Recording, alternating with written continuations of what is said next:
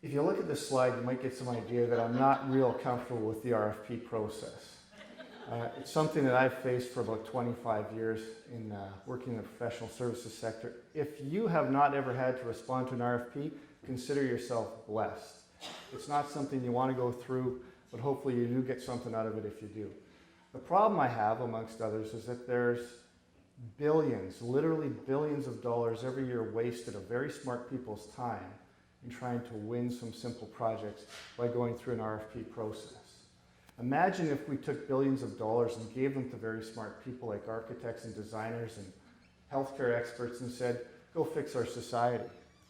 RFPs are supposed to create transparency and fairness, but they don't. RFPs, in fact, can help people who are doing bad things to mask the bad things they're doing. We've got something going on right now in Montreal where we've got civil servants saying, you know, I was so good at manipulating things like contracts in the RFP process, a supervisor couldn't even catch me. I think this person put about $1.5 million in their pocket. So RFPs don't protect us from these type of people. And so to hide behind that is just to ignore the reality of what we could do if we use that money better. The other challenge is that this type of, let's call it tomfoolery, has been around for a long time. You remember the Gomery Commission? They stopped counting at $300 million worth of inappropriately awarded advertising contracts, most of which went through RFPs and tenders through government services. So it's not helping us be more fair. It also doesn't help us pick the right firm because it often measures the wrong things using the wrong metrics. There's some great writing on this out there by Alex Zakaria up in Toronto. But we don't pick the right ones because we measure the wrong things. Too often we measure very wrong things.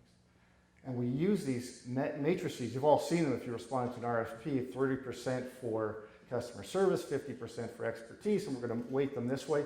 They're really more like a roulette wheel than any sort of science. And that's what the experts will tell you. It's very, very arbitrary, but it's made up to look very scientific. But people will come back and say, yeah, but Cal, it's a cost-effective way for us to, evaluate a bunch of suppliers and to, do it in a fair way and get through a lot of proposals and give everybody a chance. And I say, you know what? It's not a very cost-effective way. But I had to put some structure behind that because I wanted to take that to the people who use them. So I created the Merck's experiment. If you know Merck's, well, I pity you. But if you know Merck's, you know that that's where RFPs live. The Merck's experiment is me going one Sunday morning and looking at all the RFPs in 3 different consulting categories. And what I wanted to find out was the cost of all the people who responded to an RFP more than one winner would win if they won the RFP. In management consulting, almost 1 time out of 5, the industry will spend more money responding to the RFP than one single firm will win in fees. The next category is IT and telecom. In IT and telecom, it gets worse. Double. 1/3 of the time, IT and telecom industries put in more money to respond to an opportunity to win a piece of business, and only one company will win. Then that one company is going to win in fees. If you're an architect or an engineer, you might want to close your eyes right now because it's going to get really, really ugly in a couple of seconds. Because 2/3 of the time, architects and engineers spend more money as an industry group trying to win one job than one of them is going to get back in fees. Does that sound like a sustainable model to you? Doesn't sound like that to me. So I think using the RFP to try and procure professional services, like ad agency services, graphic designers, architects, engineers, lawyers, management consultants, I think it's one of the most disgraceful wastes of time and money in business today. It's kind of like we used to take out everybody's tonsils because we thought that was a good idea. Then one day someone said, hey, we shouldn't do that anymore because it's not having any effect, so let's not take out tonsils anymore. I think that's where we need to go with this. So what do? I talk to buyers who use the RFP. I talk to people who respond to the RFP, and there's general agreement that, there's got to be a better way, Cal, but how do we get that change to happen? So I get on stages and I preach and try and make it happen by offering up a couple of easy things we can do to change an RFP to make it more humane. That'll be on the next slide.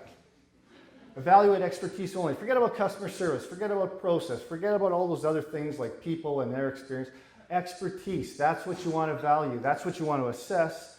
Limit your assessment to that because that's what you're buying when you're buying professional services.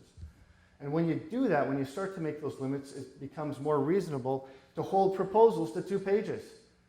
If people aren't writing 100-page proposals, because that's what the RFP requires, we take a lot of the fat out of the system. We take a lot of the waste out of the system, and we can start doing more productive things with all that time. Let's see where this goes. Never request spec work. GDC is pretty good about that. Spec creative is unethical, right? Yes. Well, yeah, there you go. Amen, Brother Cal. That's what you say. So, but there's spec solutions for management consultants as well. People start asking you about the process you're going to use to solve the problem as a management consultant. What they really end up doing is asking to start framing the problem, which is what you should get paid for. It's just like spec creative. They should always disclose their budgets because that leads to efficiencies. We got 100 grand, folks. Tell us how much value you can drive into 100 grand, and then we'll figure out who gives us the most value. And they should never share the questions you asked about an RFP because that's the smart vendor educating the dumb vendor at the smart vendor's expense. If we get all these associations together, the professional associations, we have a small fighting chance of maybe convincing someone like a leader in the use of the RFPs, and they're reasonable people, they'll listen to us, the federal government perhaps, to say, let's change the RFP process, let's make it more humane, but if we do this, stay calm and lobby on, we will have success. Are you with me? Yes. Thank you very much. Andrew, your timing was perfect on those slides.